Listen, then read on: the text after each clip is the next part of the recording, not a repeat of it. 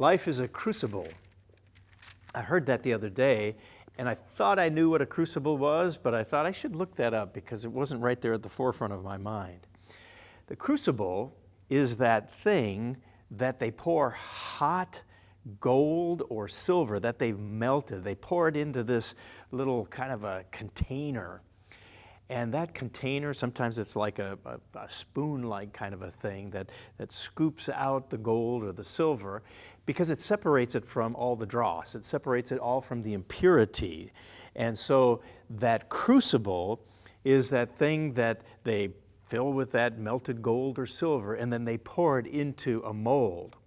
And of course, that crucible holding that hot liquid is not affected by it. And so they can manipulate that gold and silver because they get rid of the junk and the impurities because the crucible is just solid and is not impacted by the heat of that gold or silver. Now, as I thought about life being a crucible, how would that impact us in our thinking? Because, certainly there are challenges in life. And one of the Psalms, or one of the Proverbs is what came to mind when I thought about life being a crucible. In the Proverbs chapter 17, verse 3, it actually uses that word crucible in some of the translations. Now, my New King James says this: "The refining pot is for silver, and the furnace for gold, but the Lord tests the hearts."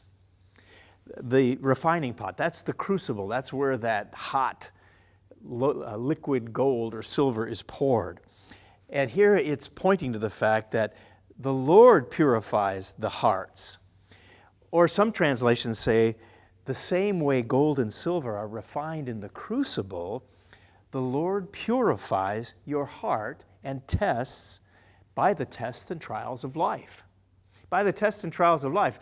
That's where they get that idea. Life is a crucible because we go through difficulties. And I think all of us will face crucible moments because it's really inevitable. It's a part of life. We're subject to the experiences and the challenge and the trials and the difficulties that may come. And we've faced many of those things, it seems, of late. And whether it's terrible wildfires or whether it's hurricanes or whether it's COVID, whatever it may be, personal difficulties and trials and health problems, the crucible of life seems to be inevitable for all of us. But here the Proverbs point to how we choose to deal with that crucible, because it seems like it's going to come. Those moments are going to come. And so we can be like a crucible and endure that severe trial. And when those different elements interact in the crucible, the interesting part is good can come from it. Purity can come from it. And so in that way, life is a crucible. When we face these challenges, if we turn to God, we can allow Him to purify us like that gold is purified in the crucible or like that silver is purified. And so even the difficulties can ultimately impact us for good, because that's exactly what God wants to come from all of this, is He wants us to be refined. So ultimately, we're like Christ. One other passage that came to mind in this regard is one that's found in the book of Isaiah. Isaiah 41, verse 10.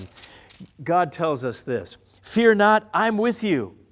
You see, definitely when the hot, difficult trials are on us, it's going to be a challenge.